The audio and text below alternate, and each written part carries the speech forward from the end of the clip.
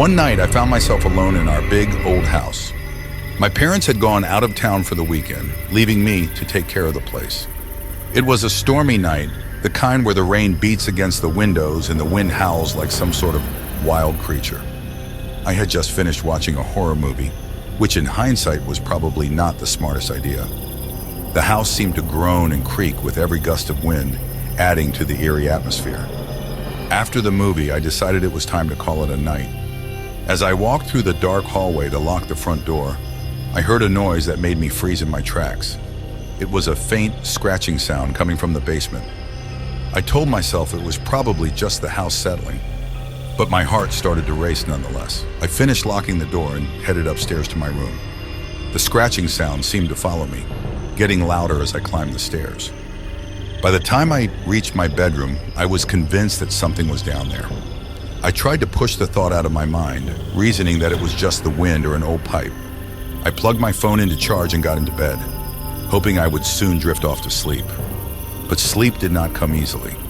I lay there staring at the ceiling, every noise amplified in the silence of the night. Just as I was beginning to doze off, I was jolted awake by the sound of footsteps. They were slow and deliberate, moving through the hallway just outside my room. My heart pounded in my chest as I strained to listen, my mind racing with fear. I reached for my phone, but it was still dead. Panic set in as the footsteps grew closer. They stopped right outside my door and I could hear the faint sound of breathing. I held my breath, my mind filled with terrifying thoughts of what could be on the other side of that door. The door creaked open and in the dim light, I saw a shadowy figure standing there. It was tall and seemed to be cloaked in darkness, with eyes that glowed like embers. I wanted to scream, but my voice caught in my throat. The figure started to move towards me, and I could see its face, twisted and grotesque, with features that seemed almost inhuman. As it drew nearer, I felt a wave of cold air wash over me. It reached out a bony hand, and I could see the long, sharp nails glistening in the dim light. I tried to move, to get away, but my body was paralyzed with fear. Just as the figure was about to touch me, a bright flash of lightning illuminated the room, and in that brief moment, the figure disappeared. I was left alone, shaking and drenched in sweat. I sat up in bed, my heart still racing, and looked around the room. There was no sign of the figure, but I knew what I had seen was real. I didn't sleep for the rest of the night, every sound and shadow making me jump. The next morning, I mustered the courage to go down to the basement.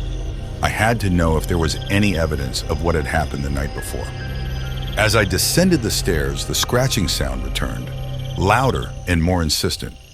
My heart pounded in my chest as I reached the bottom and saw deep scratches on the basement door, as if something had been trying to claw its way out. I opened the door and stepped inside, shining a flashlight around the room. Everything seemed normal, but I couldn't shake the feeling of being watched.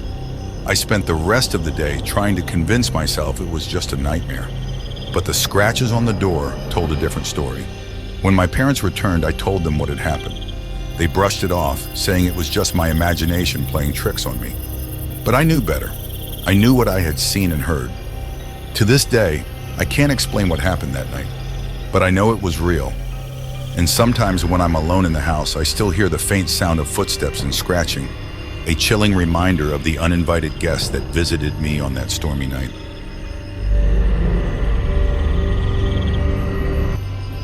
It was a quiet Saturday evening, and I had the house to myself.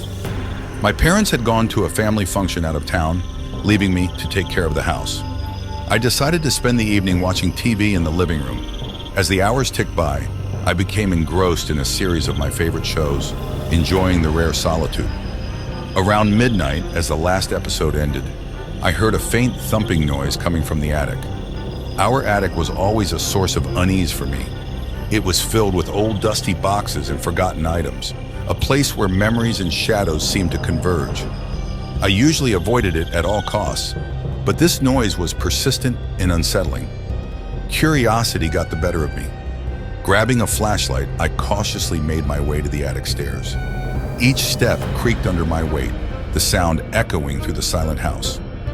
As I reached the top, the thumping stopped abruptly, replaced by an eerie silence. I hesitated for a moment before pushing open the attic door. The attic was dark and cold, the air thick with dust. I shone the flashlight around, illuminating cobweb-covered boxes and old furniture. Just as I was about to turn back, a soft whisper reached my ears, so faint that I almost missed it. "Help me." The voice was childlike, filled with a sense of desperation.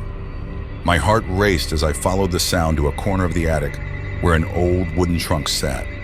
It looked ancient, covered in a thick layer of dust. With trembling hands, I lifted the lid. Inside, I found a collection of old toys and a dusty, worn-out doll. Its glassy eyes stared blankly ahead, and as I picked it up, the whispers grew louder. "Help me, please." I dropped the doll in shock, and it landed with a thud, causing a hidden compartment in the trunk to pop open.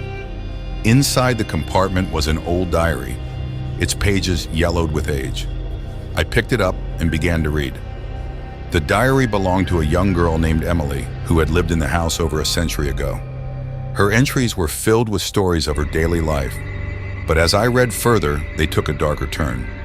Emily wrote about her stepmother, a cruel woman who would lock her in the attic for days without food or water. The last entry was a plea for help, written in shaky, desperate letters. The hairs on the back of my neck stood up as I realized what I was reading.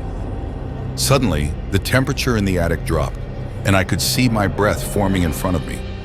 I turned around and saw the ghostly figure of a young girl standing behind me. She was pale with hollow eyes and a look of profound sadness on her face.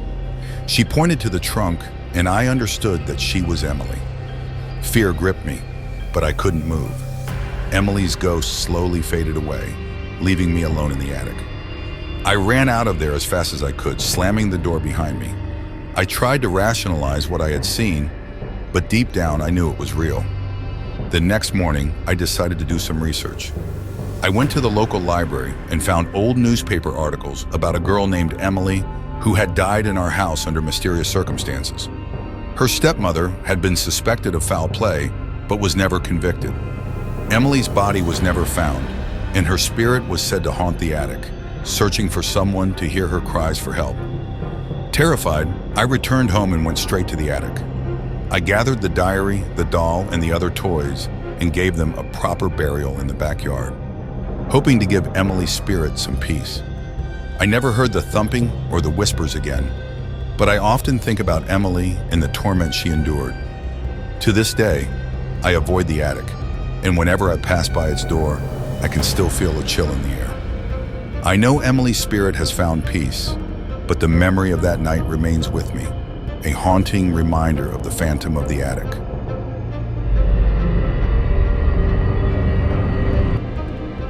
It was a cold winter night and I was home alone. My parents had gone to visit my grandmother, and I decided to stay back to catch up on some schoolwork. I was sitting at my desk, typing away on my laptop, when I noticed a strange reflection in the old mirror hanging on the wall opposite me. The mirror had been in our family for generations, passed down from my great-grandmother, and it always gave me an eerie feeling. At first I thought it was just my imagination, but then I saw it again. A dark figure moving behind me. I turned around quickly, but there was nothing there. Uneasy, I tried to focus on my work, but my mind kept wandering back to that mirror. I decided to cover it with a cloth and went back to typing. A few hours later, I heard a faint humming sound. It was coming from the direction of the mirror. The sound was soft, almost like a lullaby, but it sent chills down my spine. I tried to ignore it, but the humming grew louder and more insistent. My curiosity got the better of me, and I uncovered the mirror. In the dim light of the room, I saw a woman standing behind me in the reflection. She was dressed in old-fashioned clothes, and her face was twisted in anguish. Her eyes were hollow and her mouth moved silently, as if she was trying to speak. I spun around, but once again, there was nothing there. My heart was racing, and I could feel the cold sweat on my forehead. I decided to call it a night and went to bed, hoping that sleep would take away the unsettling images. But sleep did not come easily. I lay in bed, tossing and turning, my mind replaying the scene in the mirror over and over again. Just as I was about to drift off, I felt a cold breeze sweep through the room. The temperature seemed to drop suddenly, and I could see my breath in the air. I looked around and saw that the cloth had fallen off the mirror. In the reflection, the woman was back, but this time she was closer. Her pale, ghostly hand reached out from the mirror, and before I could react, she grabbed my arm. Her touch was icy cold, and I felt a sharp pain as her nails dug into my skin. I tried to pull away, but her grip was too strong. She started to pull me towards the mirror, and I could see a dark, swirling vortex inside it.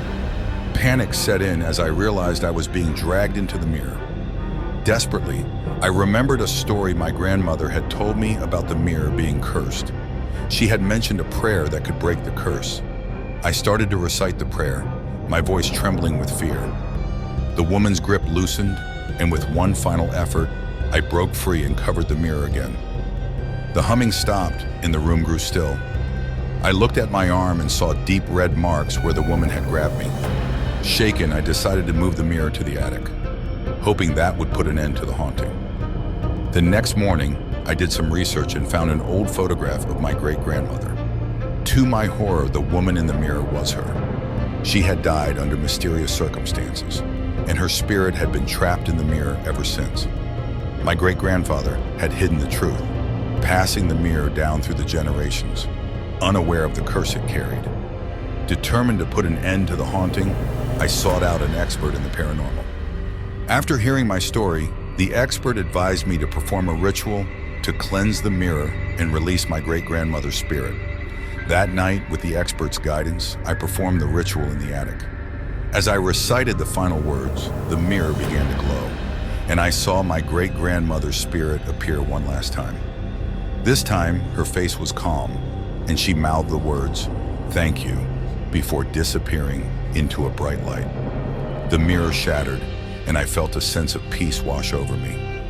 Since that night, the haunting has stopped, and the house feels lighter. I still have the scars on my arm as a reminder of that terrifying experience, but I know my great-grandmother's spirit has finally found peace. The memory of the old mirror and the haunting remains with me, a chilling reminder of the night I came face to face with the past.